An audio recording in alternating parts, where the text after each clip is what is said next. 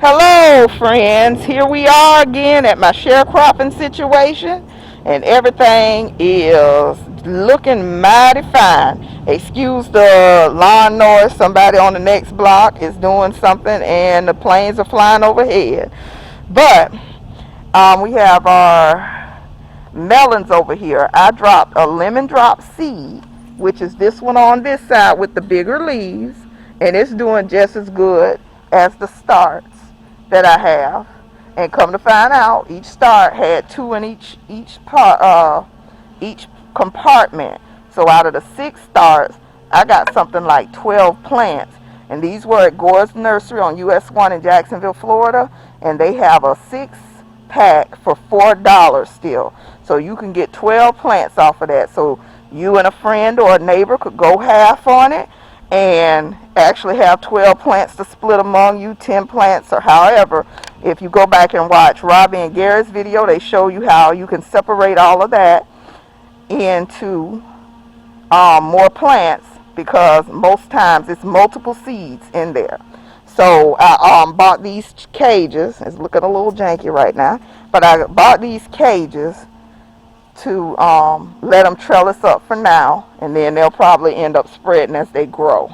But I kind of wanted to contain them so the yard man doesn't get them confused. And over here, this was one seed. I have thinned out the other 3 plants to give this room. My aunt is so concerned. She's like, is that still big enough? I'm like, it's big enough. 1 plant, 1 squash. I'm guessing it's a squash. Again, I don't remember what I dropped, but they're here. And I did take 2 of them, 1 out of each, and I thinned them out last week and moved them to the other end of the garden. So kind of spread them out, separate them. So if you get a pest in one area, if you have the space, if you get a pest in one area, then you can move on to the ones you have planted on the other side and still have some viable food to eat. So then I have this pot over here. Not sure if it's the same thing or something different. Again, I don't remember what I dropped.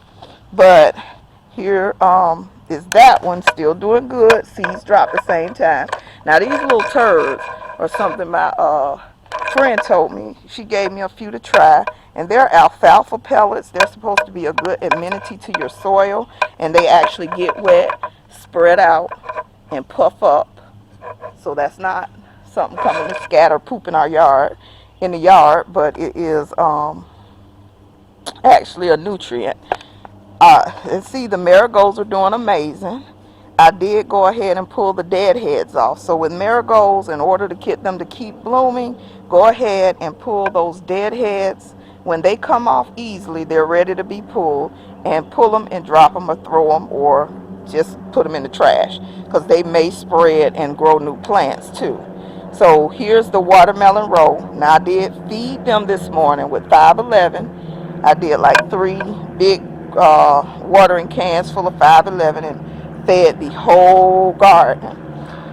And she's worried about weeds. I'm like, the weeds will help them grow. And I know these are cucumbers, so I know they are close together, but we all love cucumbers, and we may spread them out or get some pots and put them in later and transplant them just to give them more space to grow as they get bigger. And here's some more. I also planted some romaine seeds over here. Like I see a little snail or something. I also planted some romaine seeds over here. So maybe they'll come up. Don't remember which side I planted them on, but we'll see. I didn't do them as densely as I've been doing the other stuff, because I hate just wasting plants and wasting seeds in the time we're in. I also have these free Baker Creek tomato seeds that I had, and I just dropped a whole pack of those in here. And look, we have 1, 2, 3, 4, 5, 6, 7, 8, 9, 10 plants that have come up, and they're doing mighty fine. I do have some cages to go ahead and cage those other 3 today.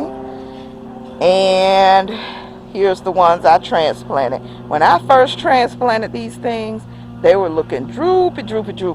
But just water them up and they want to live, and they will live. So just to keep that in mind when you move them around and spread them out and give them more space. They'll be okay. Just give them some water, come back a week later, give them a burst of food, and they will be fine.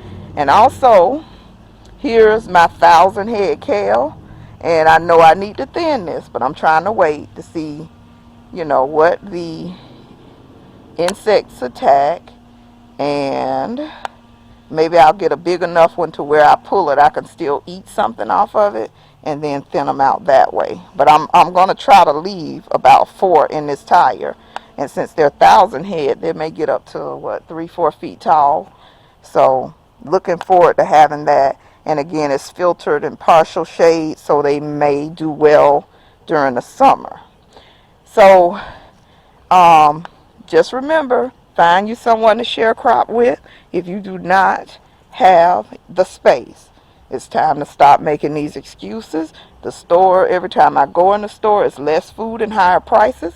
So you might want to grow something. So plant a seed today. I hope you like this video. Please hit that like button, comment, subscribe to my channel, and ring that bell for my garden deals and my run deals and my garden updates. Thank you for watching. Have a wonderful day.